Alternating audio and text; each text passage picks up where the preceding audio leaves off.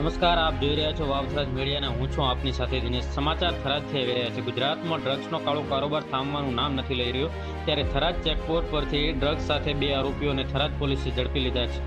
જુઓ અહેવાલ। આપ જાણો છો કે વાવ થરાદ પોલીસ અધિક્ષક સાહેબ ચિંતન સરેયા સાહેબની સ્પષ્ટ સૂચના છે અને અમારા રેન્જ આઈજી સાહેબ પરીક્ષિતા રાઠોડ સાહેબ અને ડીજીપી સાહેબ તરફથી કડક સૂચના છે કે આપણો જે વાવ થરાદ જિલ્લો છે એ આંતરરાજ્ય અને આંતરરાષ્ટ્રીય સરહદ સાથે જોડાયેલો જિલ્લો છે અને આ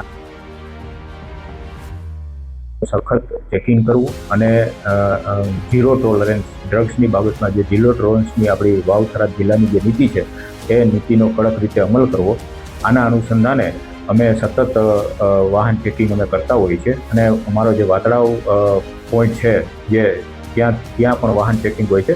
વાહન ચેકિંગ દરમિયાન અમારા જે બાતમીદારો હતા એનાથી માહિતી મળેલી કે ભાઈ રાજસ્થાન બાજુથી એમડી ડ્રગ્સનો જથ્થો આવે છે। એ બાતમી અનુસંધાને અમે સખત વાહન ચેકિંગમાં હતા અને એ વાહન ચેકિંગ દરમિયાન બોલેરો ગાડી છે RJ37UE7186 ગાડી આવે છે અને એ ગાડીને રોકી અને અમારી બાતમીવાળી જે ગાડી હોય છે એમાં રોકી અને તલાશી લેતા તેમાંથી 17.73 ગ્રામ જેટલું એટલે કે ₹1,77,300નો એમડી ડ્રગ્સ મળી આવે છે અને આ ડ્રગ્સ સરકારી પંચો રૂબરૂમાં અને જે એના જે નીતિ નિયમો હોય છે એ નિયમો પ્રમાણે અમે એને કબજે કરેલું છે। ગાડી જે બોલેરો છે એને 2 લાખ કિંમત ગણી અને કબજે કરેલું છે।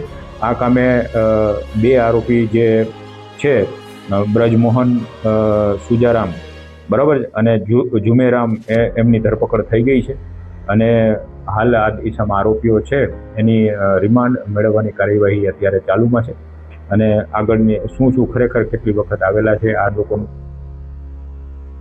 લોકોને વેચવા જવાના હતા એ દિશામાં તપાસ થઈ રહી છે।